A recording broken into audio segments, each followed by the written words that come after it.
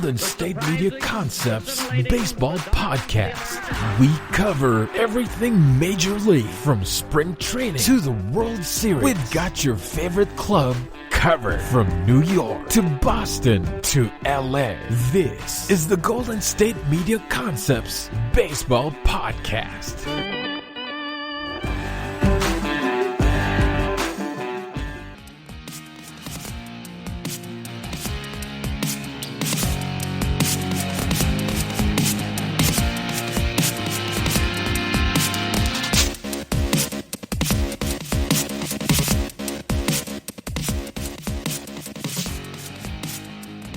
Hello and welcome in to another edition of the GSMC Baseball Podcast, brought to you by the GSMC Podcast Network.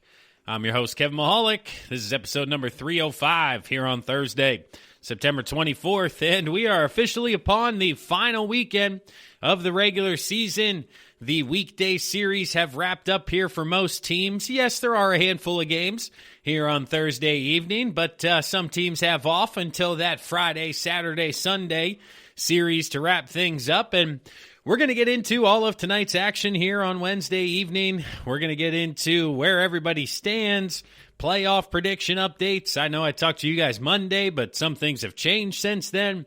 Where we currently stand, who holds tiebreakers. I did some research into all the background to give you guys everything you need to know heading into the final weekend. But before we get into the team conversation, I want to start talking about the individual awards.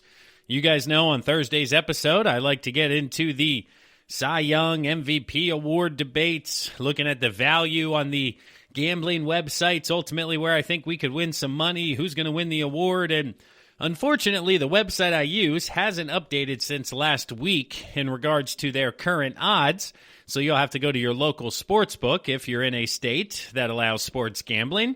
I'm in Pennsylvania, which allows it, so shout out PA. I definitely enjoy myself.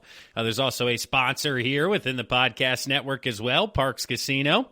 I've used their app on the phone. Been tremendous, website, all that good stuff, but enough of the free read for them. Let's get into the individual conversation here, and let's go right into the National League MVP, because this race is wide open. And the reason it is wide open is because Fernando Tatis Jr. has decided to let everybody else involved with the race.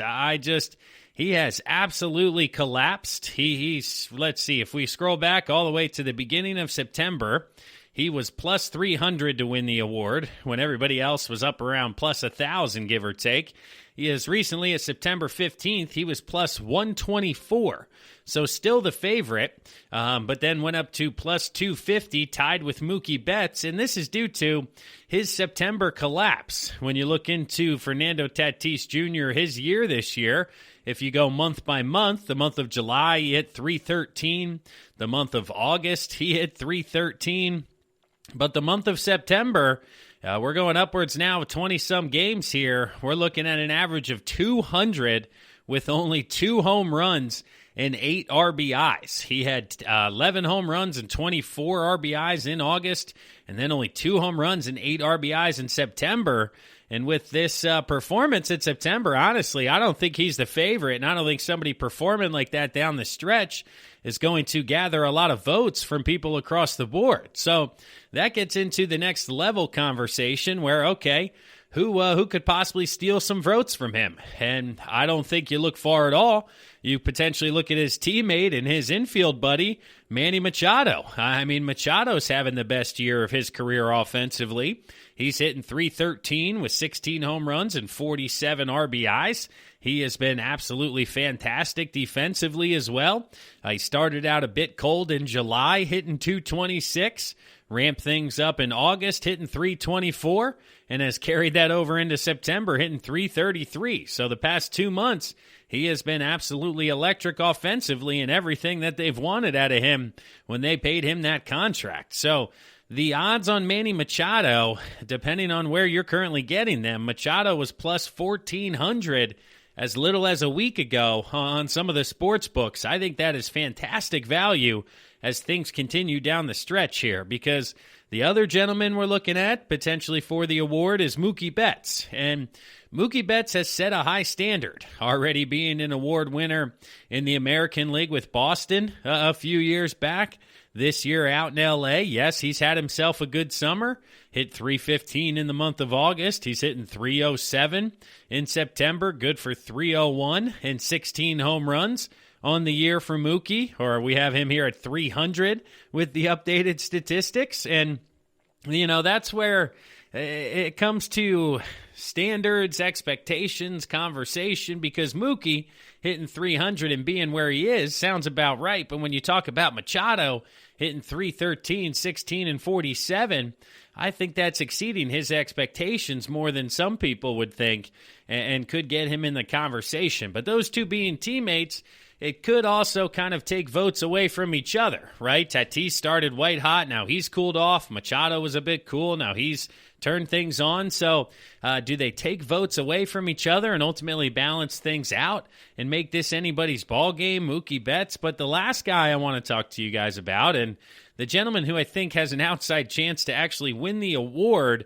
if I had to give a favorite right now, I'd say it's Mookie Betts. But the gentleman who I think may win it as things kind of stabilize over the next week or so, and that's Freddie Freeman of the Atlanta Braves. Freddie Freeman, he's hitting .343 this year in the National League. He's up there with Juan Soto. Juan Soto is going to take the award, but Freddie Freeman has finished in the top 8 of NL MVP voting 4 times. Fourth place finish was his high in 2018. This year he's tops, let's see here, in OPS, he's tops in RBIs, he's tops in WAR, he's tops in, what is this one? On base percentage. Sorry, I had to scroll up to see the top of that one, but Freddie Freeman has been absolutely electric. Since he's returned, he was tested positive for COVID in the offseason, so people don't know how he would bounce back, and he's been fantastic. It's been fun to watch. He hit .259 in July, but then certainly got things going in August where he hit .330, and now in the month of September hitting .395 down the stretch with 7 home runs and 29 RBIs. So Freddie Freeman hitting almost .400 in the month of October, certainly finding his timing. And I think this may be the year where Freeman takes home the hardware, and if you can get good value on him, I would certainly take it. A week ago, he was second at plus 450. Like I said, Machado at plus 1,400, and Tatis and Betts tied at the top. I think Betts may be your proverbial favorite here now, but I do think Freddie Freeman actually wins the award this year with the Braves winning the NL East and still in conversation for ultimately getting the 2 seed in the American League with the Chicago Cubs. But transitioning now over to the American League side of things, and this race is just as wide open as the National League. And it's been fun from an offensive perspective trying to figure out these awards. Now, last week we talked about Nelson Cruz, Shane Bieber being the top 2 favorites. I'm not sure that's the case anymore. Honestly, we've had a September hero like we did in Freddie Freeman as well on the American League side of things. And let's start the conversation out with him, and that's Jose Ramirez of the Cleveland Indians. Since they traded Clevinger, he's been absolutely fantastic. In the month of August, he hit .202, so certainly not going well after hitting .429 in July. But like I mentioned, since the August 31st trade deadline, and that trade of Clevinger, he's hit .362 in the month of September with 10 home runs and 22 RBIs. So he has certainly been the reason that offense in Cleveland has picked things up and ultimately finds itself in the postseason. Now, the conversation around the Indians is they are going to be a wild card team. It certainly looks like the White Sox and the Twins will both finish ahead of them. So does it matter that the MVP could potentially be coming from a wild card team? Now, that follow-up conversation lends itself to the next guy who I think would be in order, and that's Jose Abreu, the first baseman of the Chicago White Sox. And the year he has had offensively, he's hitting .329, 19 home runs with 57 RBIs. Those 57 RBIs lead the American League by 8 over the next guy in order. He's got an OPS over 1,000.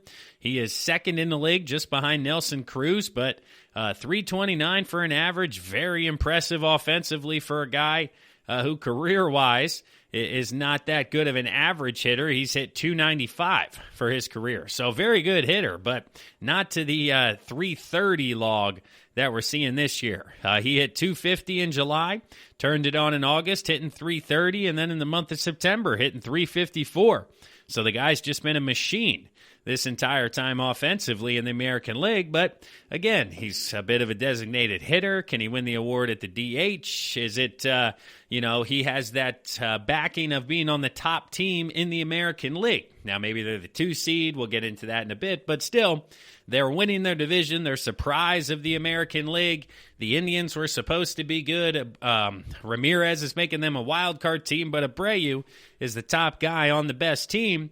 And as well as with the Indians, you have this next conversation, which we'll kind of combine into one here to wrap up this first segment, and that's Shane Bieber of the Indians. Now, Shane Bieber is going to win the American League Cy Young Award. There's no arguing that.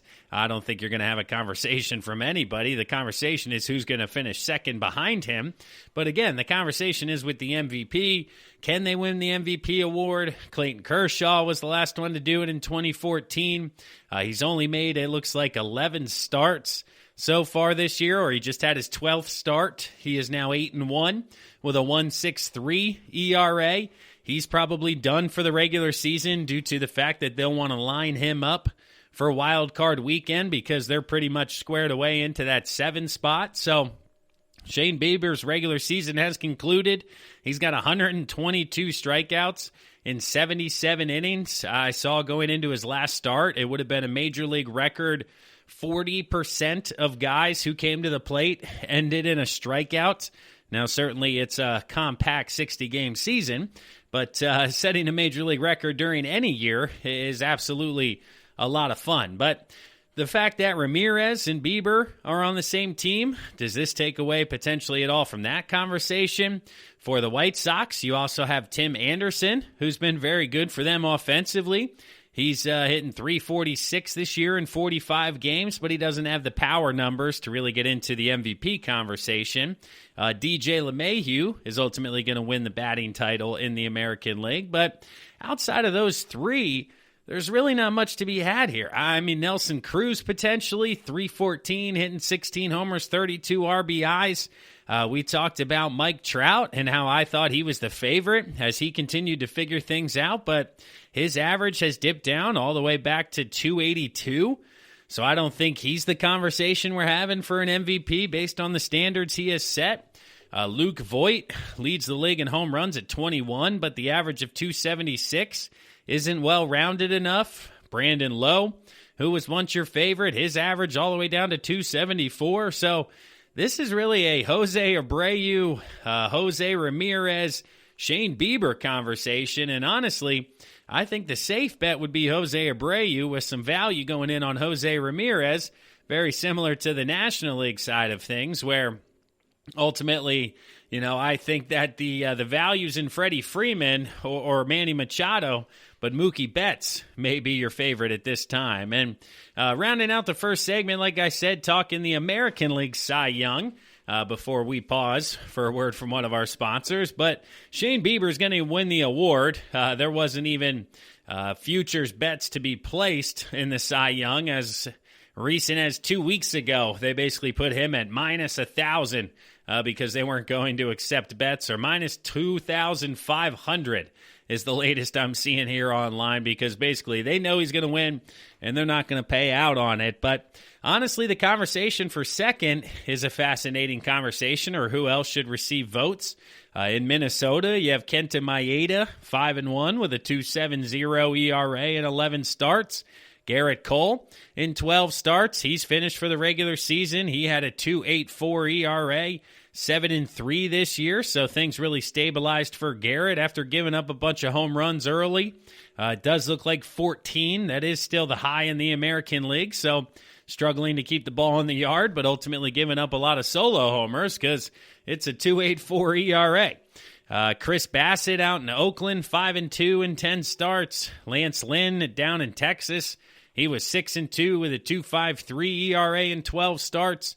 And then Dallas Keuchel, he was very sneaky this year, but very, very good for the Chicago White Sox. Keuchel, 6-2, 2.04 ERA in 10 starts for them. He probably has one more coming here over the weekend. Carlos Carrasco, an ERA under 3 in 11 starts, but Shane Bieber just absolutely fascinating. 122 strikeouts, only 21 walks, a 6-1 strikeout to walk ratio, a whip of .87. Opponents hit 167 off of him this year. That was, lowest in the American League, just beating out Maeda for Minnesota. And shout out to Shane Bieber once again for a guy who certainly started to figure it out this year, coming out of nowhere, because we talked about it here in his career. Last year, he's continued to improve, but 2018, a 4.55 ERA, 2019, 3.28, and now here in 2020, all the way down to 1.63. So Shane Bieber continues to get better and better. The only question is, can he win the MVP and not just the Cy Young? But that's where we'll wrap things up here tonight for the first segment of the GSMC Baseball Podcast, brought to you by the GSMC Podcast Network. We'll pause right now for a word from one of our sponsors, one of our sister shows. When we come back, we'll talk NL Cy Young, Rookie of the Years, and then World Series odds, and ultimately where I think you guys can continue to make some money. And then we'll finish up today's episode, touching up on all of today's games and where everything stands. But for right now, we're going to step away. I'm your host, Kevin Mahalik. We'll be right back. This is your ultimate stop for everything sports. The Golden State Media Concepts Sports Podcast. Should I say more? From the NFL, MLB, the NBA to MMA, it's all in here. The Golden State Media Concepts Sports Podcast. Listen now.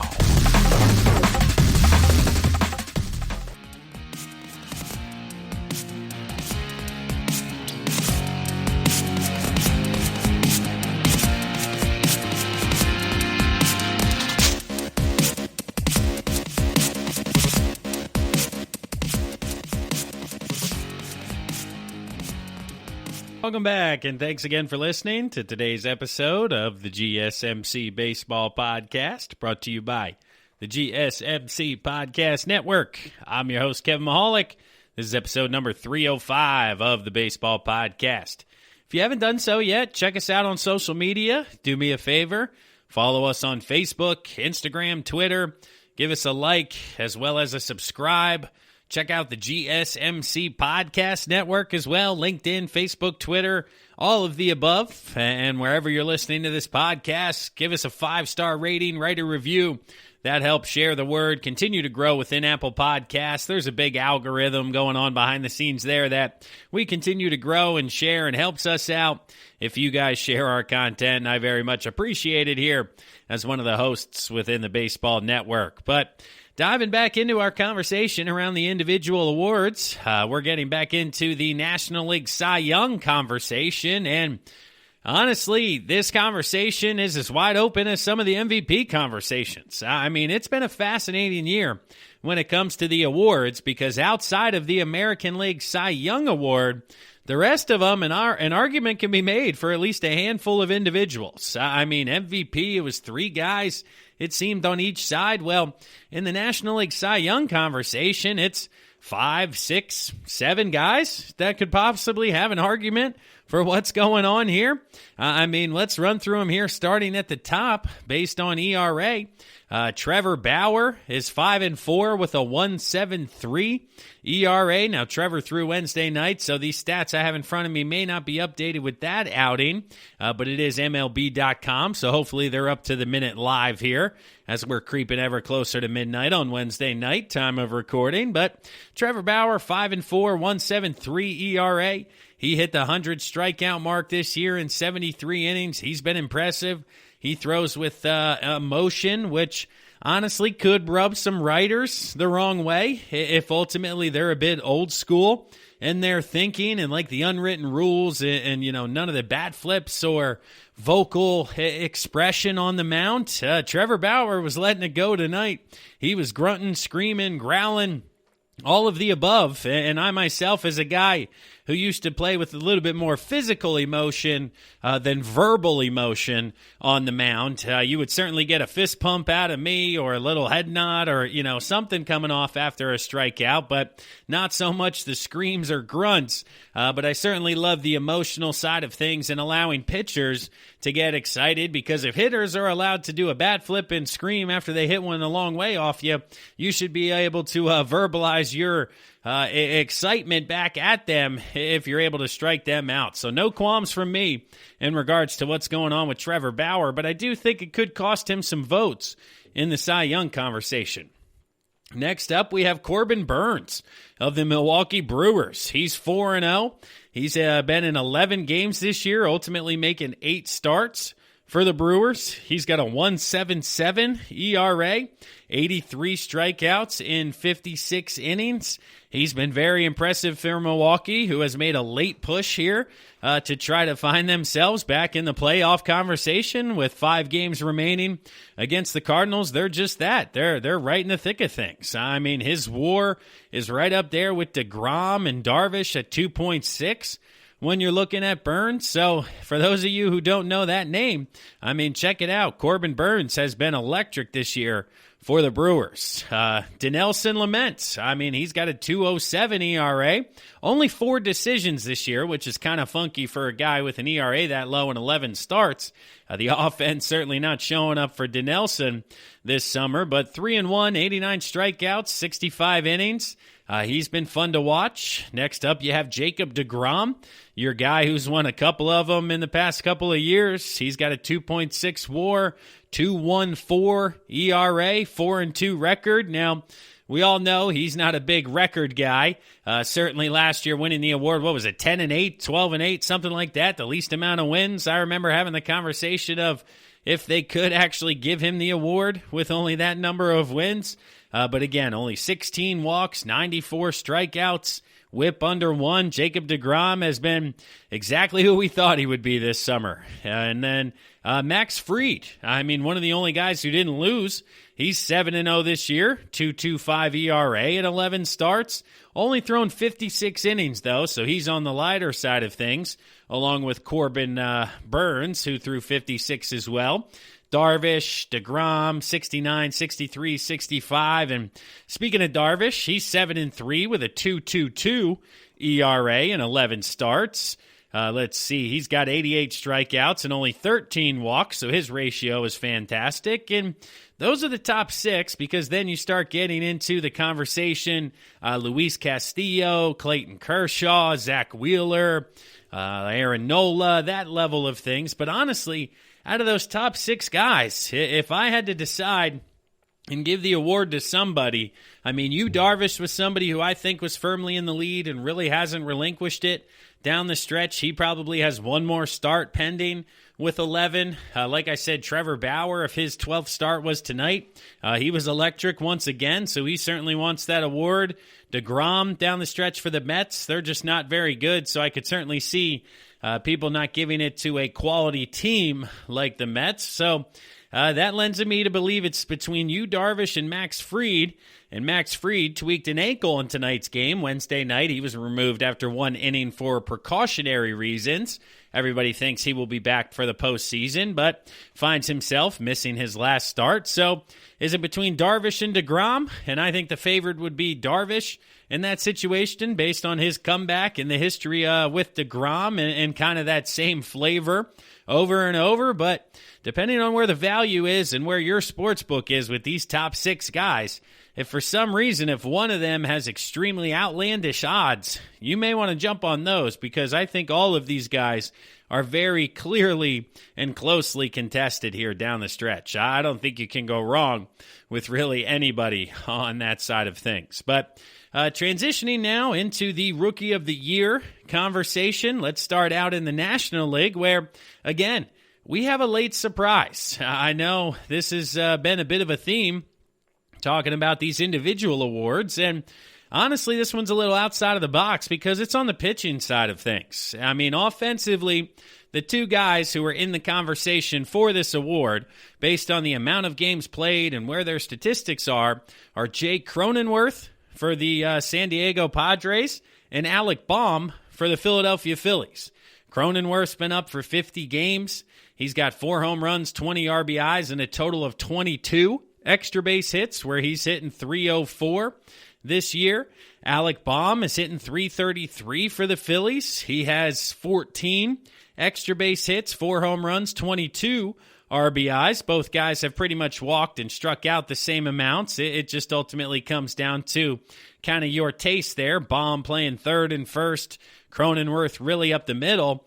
But the guy who I think has taken things over and I think actually stolen the award from these individuals is Devin Williamson of the Milwaukee Brewers. Devin's a relief pitcher for the Brewers, which makes this even more fascinating. But Devin is 3-1 with a .36 ERA. He has given up 1 earned run this year. It came via the long ball. He gave up a solo home run, and he has only allowed 6 hits in 25 innings.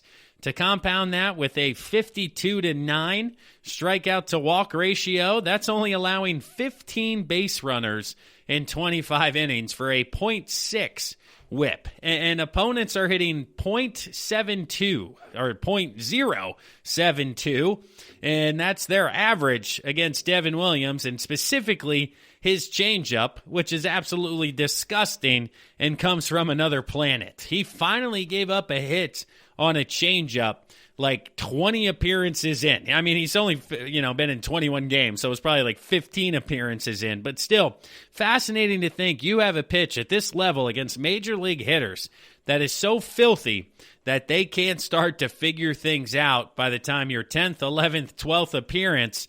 They're still swinging through things. I mean, it's been fun to watch this year. He's got a 1.4 WAR despite only pitching 25 innings, which is certainly higher than most when it comes to that contribution year to date. So, looking at things now on the American League side of things when it comes to the Rookie of the Year, and it's the same cast and crew over there, the same 2 or 3 guys that we've talked about for a few different weeks now, starting out with the Seattle Mariners and Kyle Lewis, who is hitting .277 with 11 home runs, 28 RBIs, and 55 games for Seattle. He's been very good defensively as well. He homered in the first 2 games of the year. He's got a 1.9 WAR. Things have been very good for him, and his competition from the start of things has been Luis Robert. And Luis Robert has certainly found himself coming on hard times here of late. Let's get into his game logs so we can dive in here a bit. But over his last 7 games, he is 0 for 24. So for the month of September, he is hitting .086 in 70 at-bats. Now in August, he hit .298. In July, he hit .296. So Luis Robert is somebody that certainly the White Sox are going to have to get going if they're going to want to make noise in the playoffs. But hitting .086 in September, .080 in his last 15 games, and .168 in his last 30, I think has pretty much given the award to Kyle Lewis. Now, I don't think there's anything to worry about long-term when it comes to Luis Robert, and have pitchers figured him out? Is this the first adjustment? Now, can he readjust? And yes, I do think it is. For the first time, pitchers are starting to find his weaknesses and really exploit those. But I think Luis is a good enough ball player that he's going to make the adjustments and ultimately bounce back. So it's just frustrating to see a kid like that get off to such a good start throughout the months of July and August and then really, really struggle coming down the stretch in September. The other guys potentially on this side of things are coming from the mound.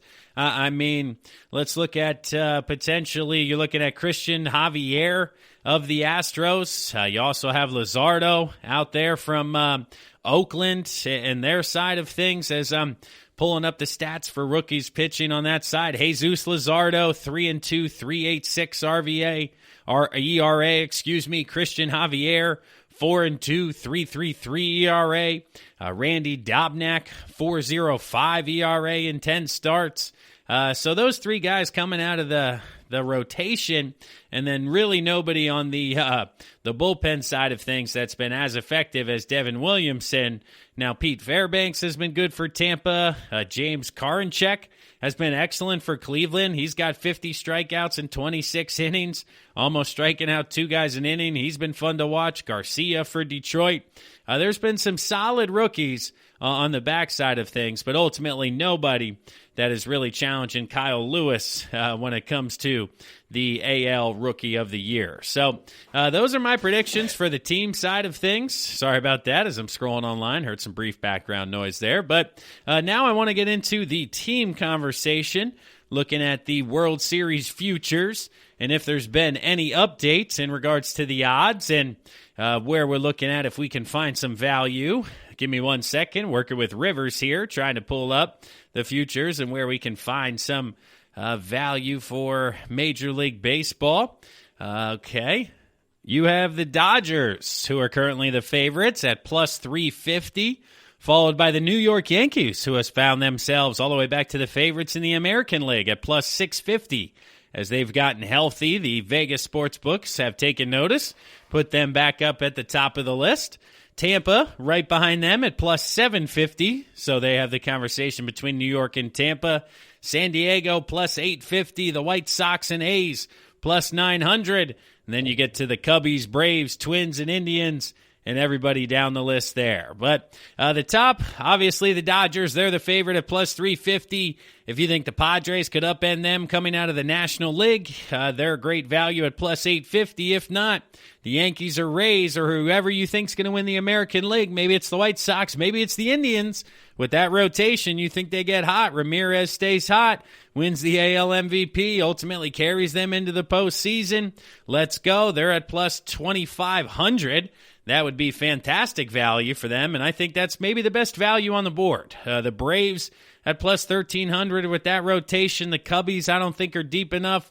The White Sox at plus 900 are excellent, but ultimately the Indians at plus 2,500 I think have the furthest odds that could actually make a run at this thing, make some moves, and potentially make some noise in the postseason. But that'll wrap things up here for the second segment of the GSMC Baseball Podcast, brought to you by the GSMC Podcast Network.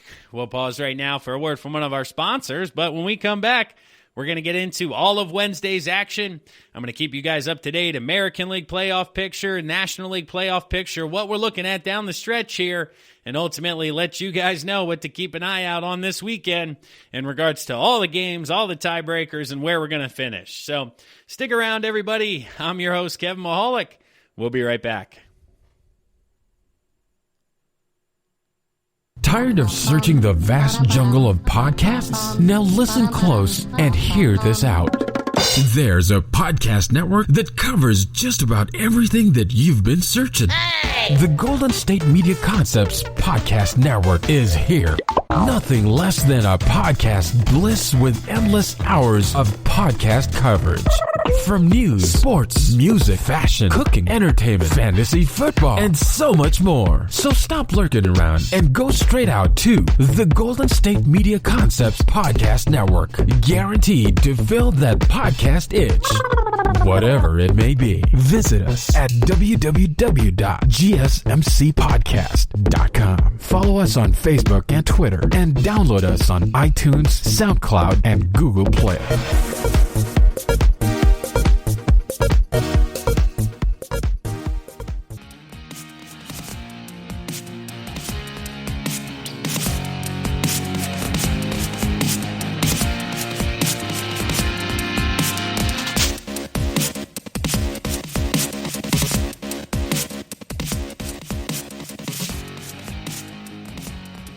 Welcome back, everybody. Thanks again for listening to today's episode of the GSMC Baseball Podcast, brought to you by the GSMC Podcast Network. I'm your host, Kevin Mahalik.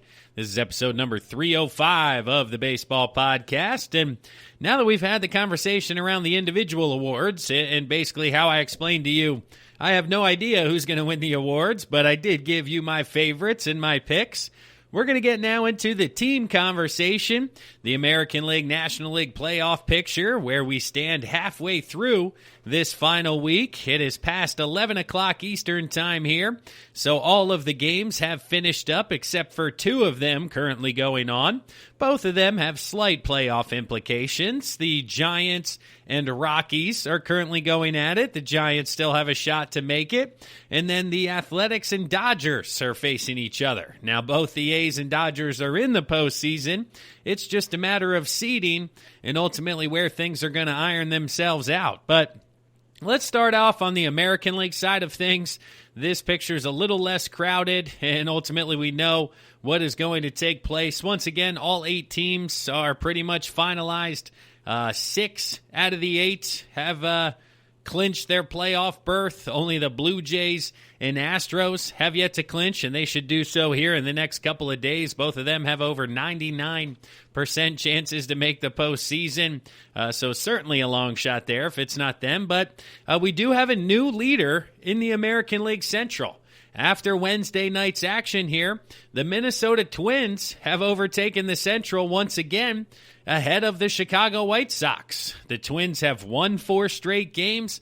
The White Sox have lost 4 straight games. The Twins' record is now 35-22, and the White Sox are 34-22. And right behind them, not to be left out of this conversation at all, is the Cleveland Indians, who have won 4 straight games and now find themselves at 32-24. So they are 2.5 back of the Twins and 2 back of the Sox, and the White Sox are a half a game back of the Twins in the American League Central. So let's start off by saying who the heck is going to win the American League Central. Let's look at this down the stretch. Once again, the Twins 35-22. They have a 3-game set versus the Cincinnati Reds. Jose Barrios goes against Male in Game 1. You got to like those odds for Minnesota. Cincinnati, let's see, Game 2, Pineda versus Castillo, and then Hill versus Gray. Those on paper slightly favor the Reds, but ultimately being at home and how this year's gone, I think that the Twins will take 2 out of 3, and they'll finish the year 37-23. So ultimately, let's see how the White Sox and Indians finish down the stretch. They'll finish up actually their 4-game series here on Thursday night. Cleveland has won the first 3 games. Game 4, we'll see Dallas Keuchel going against Plesac. And then the White Sox will wrap up with 3 against the Cubbies. Cease versus Darvish, Dunning versus Lester, Lopez versus to be determined, because I think Chicago will ultimately be setting up their playoff rotation at that point. But can Keuchel get them a win when they need it against the Indians here tomorrow? I'm going to say yes, but then ultimately I say that they lose 2 out of 3 from the Cubbies to finish 2-2 in their final 4 games, and 1 game behind the Twins for that American League Central Division. I think the Twins finished 37-23, Chicago 36-24, and then ultimately let's see how the Indians wrap things up here down the stretch. Like I said, they got 1 with the White Sox. I'll give that one to the White Sox, and then 3-0 as they close with the Pittsburgh Pirates. So 3-1, they'll be 35-25. So each team by a game there. I think that's how they finish, is how they actually are here late on Wednesday night coming down the stretch. We got the Twins, White Sox, and Indians. So the Twins would win that division at 37-23. Ultimately, how would that align at the top of the series with the Tampa Bay Rays and the Oakland Athletics? Tampa is currently the 1 seed at 37-20.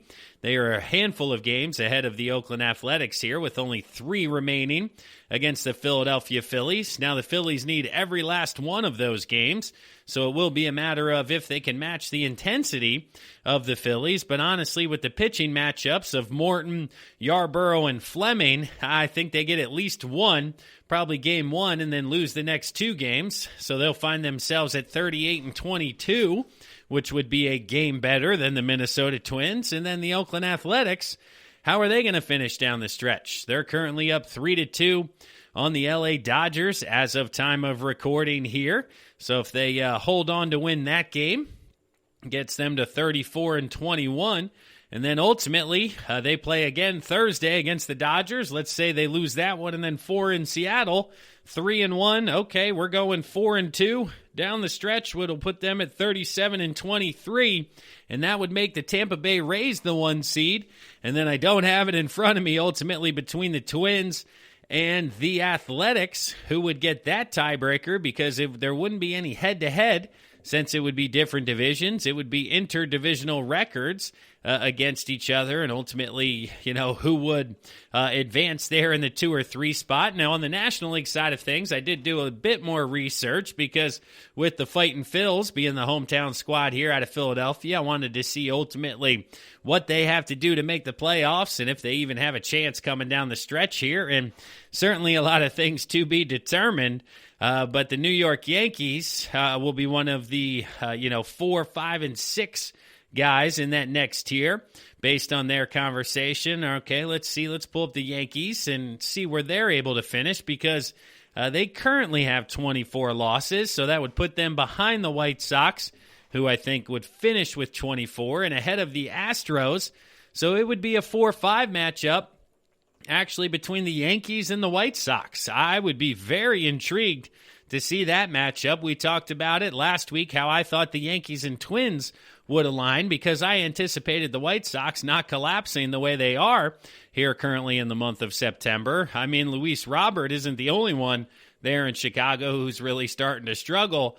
Of course, there's many more there. But the Yankees, they wrap up with the Miami Marlins. They got 1 more against Toronto on Thursday, and then 3 with the Marlins, so they could win all of those games. And maybe they'll be tied with the White Sox, because then the conversation becomes, who's the home team? And this is why, with no travel and a 3-game series, this is a much larger conversation than it's been in years past, because the home team, it's not, travel, who has game 5. It's all games. I think it's 1, 2, and 3 that they will be the home team in the neutral site. I don't think it'll flip for game 2 and then back for game 3. If you understand what I'm saying out there, it'll be for all 3 games. The 1 squad will be the home team. Obviously, New York can set up their rotation as well. Garrett Cole threw Wednesday night. He improved again let's see here. He did throw Wednesday. Yeah, okay. I'm reading, they got 2 Coles written down here on MLB.com. But, yeah, so on the American League side of things have very much changed since Sunday and are going to be interesting over the course of the next week, because the Athletics, it certainly lends itself to believe it's going to be Rays, Twins, Athletics, 1, 2, 3, based on this recent charge by the Twins here, winning 4 straight, and how they align with the Reds down the stretch, and the White Sox and Indians have a tough one here, especially with the White Sox getting the Cubbies to wrap things up. The Indians have an outside shot to maybe sneak into that number 2 slot if they're able to win out here, and the White Sox dump a couple over the next couple of days. But let's see. Watching live here, the Giants just gave up a double. We'll see if the Rockies are able to score a run. Play at the plate. He is safe. So the Rockies take a lead in the top of the 5th, and we'll get to that much more in the next segment when it comes to the National League side of things. But a missed play out in left field leads to the Rockies taking the lead, which is good news for all of you Cardinals, Brewers, Reds, Marlins, Phillies, Mets, everybody in the National League is rooting for the Rockies. It's pretty crazy. But back to the American League, 1 through 3, Tampa, Minnesota, Oakland is what we're looking at now. 4, 5, and 6, I think it's safe to say White Sox, Yankees, Astros, which again makes it Astros Athletics or Astros Twins, depending on where that one ultimately finishes. And, tonight's matchup, Wednesday night here, could go a long way in determining based on this point in time. Again, creeping up on midnight here. The Athletics are still winning 3-2 in the 5th inning on that side of things. But the Athletics and Astros going at it this year, that could be a lot of fun out in the AL West out there. If I look at Oakland's record versus Houston this year, they had a recent 5-game set to which the Astros won 4 out of 5. They had 2 games before that. Oakland swept, so that means they are, 3-4 against the Astros this year. Or no, here we go. I'm looking at Oakland's side of things. So they won 4 out of 5, so 4-1, 4-3. Sorry for that confusion there, folks. 7-3 against the Astros this year are the Athletics. So they match up very well, and ultimately would think that the advantage would go to the A's there in the 3-6 matchup. The 4-5 of the White Sox-Yankees, I think, would be fantastic baseball. That White Sox lineup going against the Yankees pitching staff and vice versa.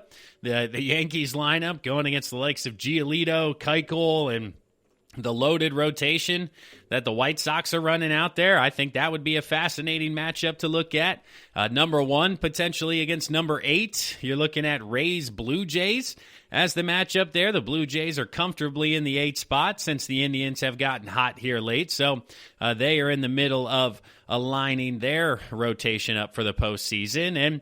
And the Jays, if they match up, let's see here against the Rays. Let's go to their regular season and see how they went this year. I just got to pull Tampa Bay up here once again. There they are very quickly. Now I'm looking at them against the Toronto Blue Jays. They went 2-2 in a 4-game set, won 2 out of 3, so 4-3 versus the Blue Jays, and then 2 out of 3. So 6-4 Tampa Bay was against the Toronto Blue Jays, so advantage to Tampa there, but not as big as one would think in the past, as the 1-8, so the 2-7 of the Twins Indians. That would be a fascinating matchup, another intra-divisional matchup. So you'd have Oakland, Houston, the Twins, and the Indians. Let's pull up the Twins Indians, see how that went this year. The Twins won the last 3 games, 3-0, lost 2 of 3, so 4-2 on the year against Cleveland, and then 3 of 4, so 7-3 the Twins are against the Indians, which is fascinating with that rotation in Cleveland, how that offense in Minnesota has been able to perform very well against that. So if it's Minnesota-Cleveland, Minnesota's regular season, 7-3 against them. Oakland and Houston, Oakland went 7-3 against them. Tampa and Toronto, Tampa went 6-4 against Toronto. And then, of course, you'd have the New York Yankees and the White Sox, who certainly wouldn't have a regular season to go off of or match up against each other in the regular season to go off of like all of these other teams. But anything could change coming down the stretch here, certainly, if the White Sox win tonight's matchup or Thursday night's matchup, whenever day you're listening to this, and they tie things up with the Twins. Maybe they play good ball against the Cubbies coming down the stretch, and they're able to win the American League Central, which then puts them against the Indians and your Twins and your Yankees. So the conversation starts to become a matchup game in regards to the American League Central, because the Rays are going to look for that 1 seed. You're going to want to match up against the Blue Jays instead of the Indians. So the Athletics, if they pull it off tonight and remain a game behind the Rays, that's certainly something they're going to push for down the stretch. But it does look like the Rays will get that 1 seed in favorable matchup against the Blue Jays. It then comes down to Oakland. If they lose, are the Twins able to get the 2 seed? Do the Twins get the Indians, or do they want the 3 seed and ultimately play against the Astros? Should the Twins maybe lose a game or 2 down the stretch, but you don't want to be the 4 seed and get the Yankees. So it's a very fine line between the 2 seed and the 4 seed, because 2-7, you're getting Cleveland. That's tough. 3-6 Houston, that's probably the most favorable matchup for any of these teams, White Sox, Indians, Twins, because then if you're in the 4-5, you're getting the Yankees again. So you're very much looking to be that 3 seed to line up against Houston, or the 1 seed to get the 2 easiest matchups when it comes to the postseason in the American League. But either way, fascinating conversation. This one's not about which teams are going to make the playoffs. This one's about where the seeding is, who's going to play who's going to be the home game. Ultimately, how are things going to finish up here? Because as we pause now for a word from one of our sponsors and one of our sister shows, this National League conversation down the stretch for the final 15 minutes or so here is going to be a fascinating one, and one that I don't think is going to be over until possibly even Monday. You know, I talked to you guys this past Monday's episode about how the Cardinals are only scheduled to play 58 games and they're the only team on the calendar not playing 60, well, them and the Tigers, because those are the two games they need to make up, but the Tigers aren't relevant at all to the postseason. So Major League Baseball didn't want to do that, have them play extra games on Monday, but ultimately I think they're going to need to. I think they're going to have to determine playoff seeding and whether or not they make the postseason at all. So that'll be fascinating. But we'll pause now. We'll step away. I'm your host, Kevin Mahalik. I get excited because this National League conversation, it's going to be a good one. Stick around, everybody. Want to know the latest in soccer? Then listen to the Golden State Media Concepts Soccer Podcast. From MLS, the World Cup, and the Premier League, we've got you covered. The latest updates, the hottest matches, and news on the league's top players. It's the Golden State Media Concepts Soccer Podcast. David Beckham scores the goal to take England all the way to the World Cup finals. Listen now.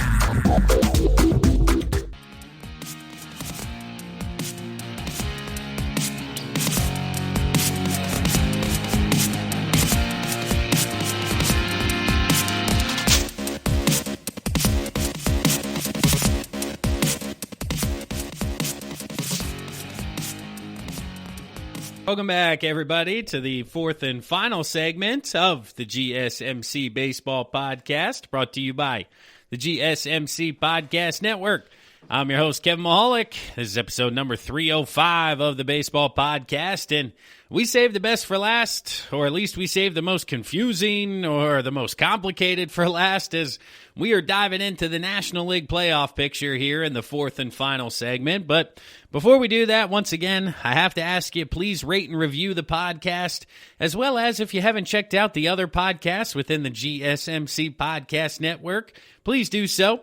Whether you're into football, basketball, I know the Heat are working their way towards the NBA Finals. Jimmy Butler here on Wednesday night was impressive once again, or football's in full swing. Fantasy football's rocking and rolling. Whatever you're into, check it out, share it with your friends. Continue to grow the network. We certainly appreciate it here on our side. But diving into the National League picture, and the conversation really doesn't begin at the top of the National League. I mean, we all know the LA Dodgers. They're going to be the number one seed. They're 39-16.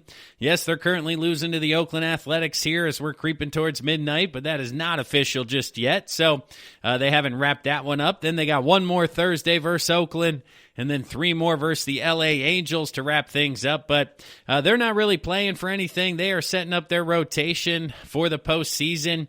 I'd be very surprised if we see Clayton Kershaw in his normal spot on Friday, and they don't work him towards setting him up for game one of the playoffs. So the conversation tends to begin around the number 2 seed, where after the past 2 days, with the Cubbies losing 2 games back-to-back to the worst team in baseball, the Pittsburgh Pirates, and the Atlanta Braves putting together a mini 4-game win streak here, Atlanta's more or less cemented themselves as the number 2 seed in the National League. I mean, they got one more against Miami Thursday, 3 against Boston, who's not very good over the weekend.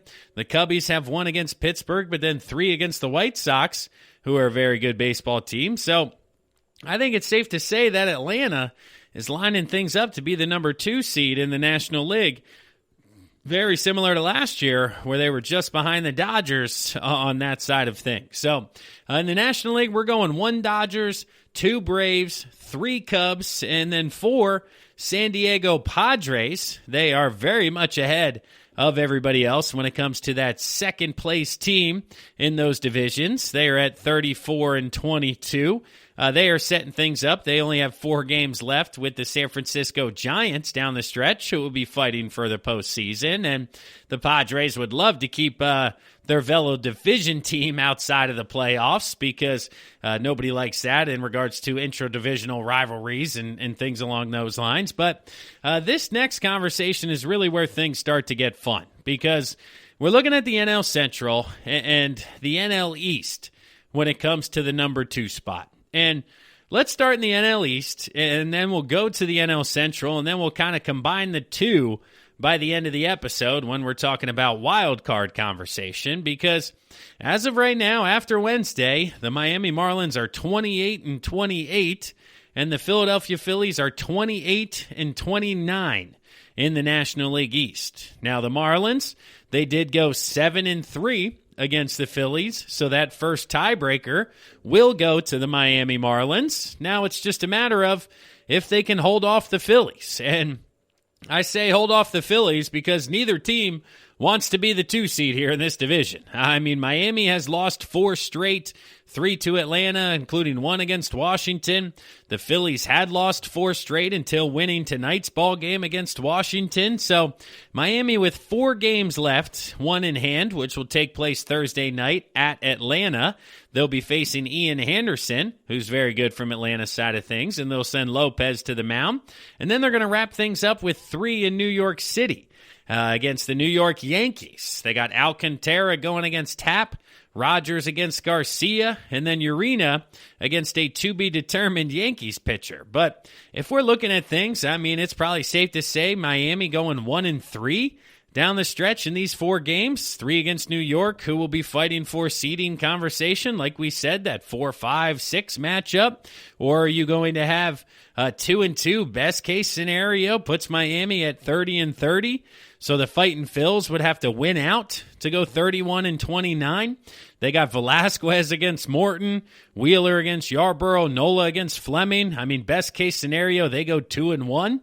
So I think you're looking at 30-30 for the Phillies, and it's just a matter of if the Marlins can win 2 out of the next 4 games, or if they're going to go 1-3 and finish 29-31 down the stretch. And if that's the case, the Phillies would somehow sneak in as the 6th seed in regards to the playoffs, because at 30-30, the National League Central would be having conversations. Now, the NL Central, outside of the Cubbies here, we have the St. Louis Cardinals, the Cincinnati Reds, and the Milwaukee Brewers, who have found themselves back into the conversation here. And after, let's see here, Wednesday night's final, action here as we're winding things down, the Cardinals are 27-26.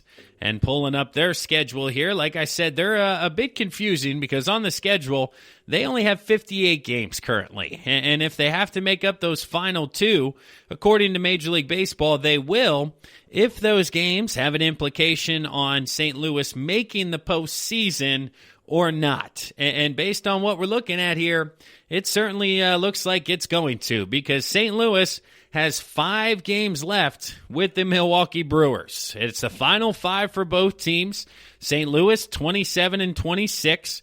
Milwaukee is 27-28, and only 1 game behind the Cardinals. So let's say Milwaukee goes 3-2. They'll finish 30-30, and St. Louis will be 29-29. So they will have to play those final 2 games. If they were to win the last 2, they would finish ahead of Milwaukee, no matter the last ones. But if Milwaukee's able to take 4 out of 5, get to 31-29, St. Louis would be 28-29, or let's see here. Yeah, 28-29. They would have to win both to tie the Brewers, so they would play those games anyway. Cincinnati, like we mentioned, they have Minnesota left in regards to the rotation. So if they go 1-2, they would be 30-30. They would be the same as the Phillies in that situation. Even the Marlins, if they finish 30-30, ultimately they could be tied. The Phillies could be tied. The Reds could be tied. If the Brewers go 3-2, they're 30-30. Then the Cardinals, if they were to split against the Tigers, they could finish 30-30. And then, okay, so who wins that tiebreaker? If it's a triple tiebreaker at 30-30 in the NL Central, ultimately who will be advancing and who will be winning that division? Well, I'm glad you asked, because if that were the case, that basically means the Brewers took 3 out of 5, and then St. Louis ends up splitting with the Tigers. So in regards to tiebreakers, because it's a 3-way tie, I don't think head-to-head takes place, and it will basically be your matchup interdivisionally. If the Brewers were to take 3 out of 5, they would finish 20-20 in their 40 games. The Reds are currently 21-19 as they have wrapped up all of their NL Central games since they've finished with the Twins. And then in this case, the Cardinals, let's see, they would go 2-3. They would be 21-19. So I think that would eliminate the Brewers, but does that then go head-to-head in regards to the Cardinals and the Reds? Because the Cardinals, they went 6-4 against the Reds this year. So maybe that would be their victory. Or you would go to the final 20 in regards to the 20 out of 40 divisional games. So if you don't go back to head-to-head after eliminating one team and you continue down the path of the final 20, if St. Louis is finishing 2-3, they'd be 10-10. Cincinnati would be 12-8.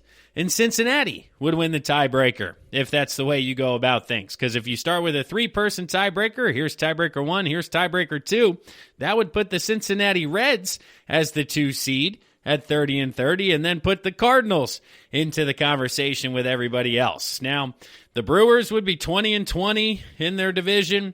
The Cardinals at this point would be 21-19.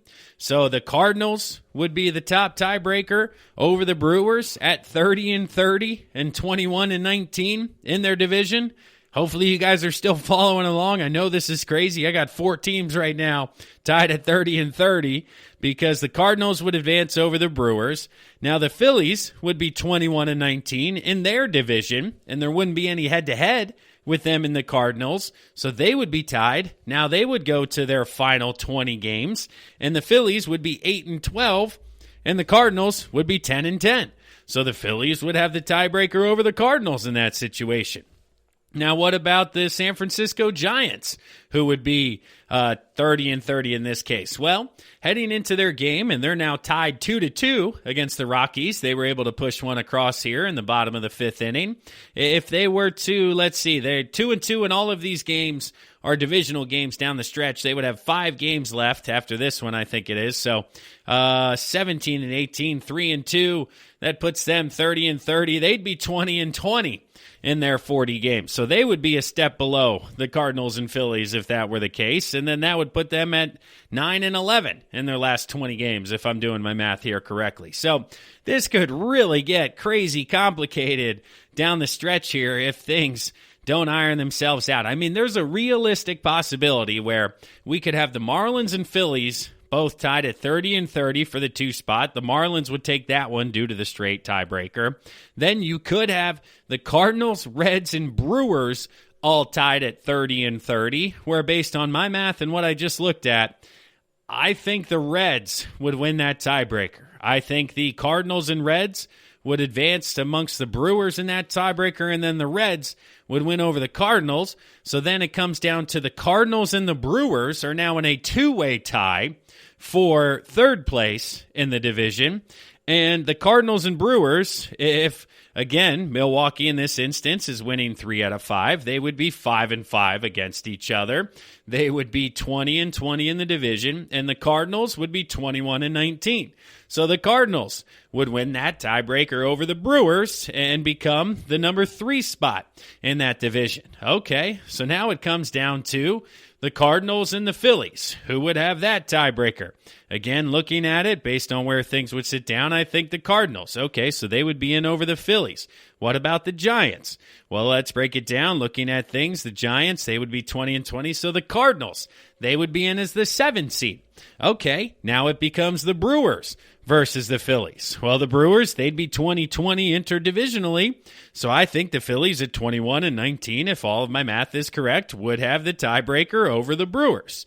Now, oh my gosh, I'm even laughing because I'm trying to follow it myself here. But then we get involved with the San Francisco Giants, who would be 30-30. Now, they would come at 20-20 interdivisionally. So I think the Phillies at 21-19 would be in over them. And then ultimately, your 2 wildcard teams would be the St. Louis Cardinals and the Philadelphia Phillies. Now, did you guys follow all that at home? Oh my gosh, let's take a breath.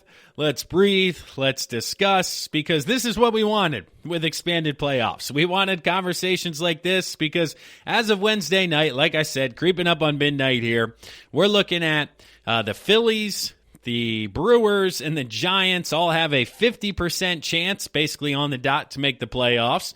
The Marlins, Cardinals, Reds, And, the Padres, 100%, of course, they've clinched. So Miami and St. Louis and Cincinnati, those three have the highest percentage here. Then it comes down to the Phillies and Giants. And, of course, down the stretch, tonight's a big game between the Rockies and Giants. It could swing it either way, because if the Giants at 28 and 27 sit much prettier than 27 and 28, having to make a final push here down the stretch. But it is going to be fascinating to see. I mean, the Phillies came into today with a 33% chance of making the playoffs, and they are up now to 51%. So they climbed 18 percentage points today by the Marlins losing, them winning. The Marlins have a tough test again tomorrow, so they could be tied heading into the final weekend. 3-game set where if they take 2 out of 3 from Tampa and Miami loses 2 out of 3 in New York, they could backdoor themselves into potentially that 6th seed, to which they would get the 3-seed Cubs. And honestly, I think that matchup for the Phillies really isn't that bad in regards to the playoffs. But here we are live. We're about to finalize today's episode. We're coming up on our final minute, and the San Francisco Giants hit a 3-run home run to take a 5-2 lead and really improve their playoff chances. 28 and 27 would sit them pretty right there with the Reds in regards to that 7-8 slot. But a lot of baseball left to be played. I mean, we got Thursday, Friday, Saturday, Sunday yet, potentially even into Monday if you're the St. Louis Cardinals, and things are certainly going to be interesting. But I think we're going to need all 60 to determine. I think a lot of things can still happen. I know baseball is excited about all the different markets still within playoff conversation, still chasing the postseason, and even the frustration in Philadelphia with the bullpen. There's still excitement about potential postseason baseball. But that'll do it for today's episode. I had a lot of fun recording for you guys here. I tried to do it late enough to make sure we got all the results in we possibly could from tonight's action. Like I said, it looks like the Giants are pulling ahead here 5-2. That would advance them over 500, so not good if you're a fan of the Brewers, Reds, Cardinals, Phillies, Marlins, any of those guys. But ultimately, it does look like the Giants are going to win one here and possibly be, Giants and Marlins both making the playoffs in the National League. You could have won some serious cash if you were looking at that early on in the season. But that'll do it for today's episode. That'll wrap it up for episode number 305. Hopefully you guys enjoyed it. I can't wait to talk to you guys again on Monday, recording Sunday night. We're going to be talking about the end of the regular season and whether or not these games between the Cardinals and Tigers could mean anything. Until then, be safe, everybody. Continue to spread the love, share, like, rate, and review. Do all of that. I certainly appreciate it. We certainly appreciate it. But stay safe, stay out of trouble, and I'll talk to you guys again on Monday. You've been listening to the Golden State Media Concepts Baseball Podcast, part of the Golden State Media Concepts Podcast Network. You can find this show and others like it at www.gsmcpodcast.com. Download our podcast on iTunes, Stitcher, SoundCloud, and Google Play. Just type in GSMC to find all the shows from the Golden State Media Concepts Podcast Network. From movies to music, from sports to entertainment, and even weird news. You can also follow us on Twitter and on Facebook. Thank you, and we hope you have enjoyed today's program.